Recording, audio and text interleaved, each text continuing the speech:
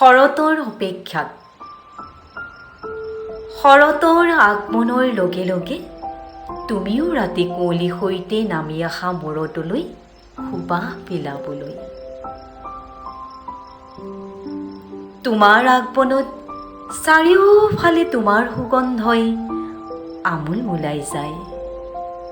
তোমাৰ সুগন্ধই কত লোকৰ নিত্যা ভাঙি নিয়ে। তোমাৰ সৌন্দৰ্যই তোমাক কত কবিৰ কবিতাৰ নায়িকা ৰূপ দিবলৈ বাধ্য হৈছে তুমি জানা? তোমাৰ শুভ্ৰ দেখাটিত নিয়ৰৰ টোপাল পৰি তোমাক আৰু পবিত্ৰ কৰি জিলিকাই তোলে। ৰাতি আন্ধাৰেও তোমাৰ এই সৌন্দৰ্য ঢাকি ৰাখিব নোৱাৰে। তোমাৰ এই সৌন্দৰ্যক যেন মনে মনে দুবৰি দৰাই চাই থাকে আৰু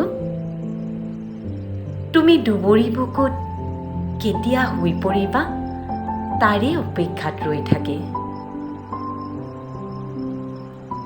দুবৰিও যেন তোমাক হাত বাউলি মাতে, আহা নিয়ৰে গছকা মোৰ দলিচাত তুমি শুই পৰাহি, তোমাৰ বাবে মই ৰৈ আছো।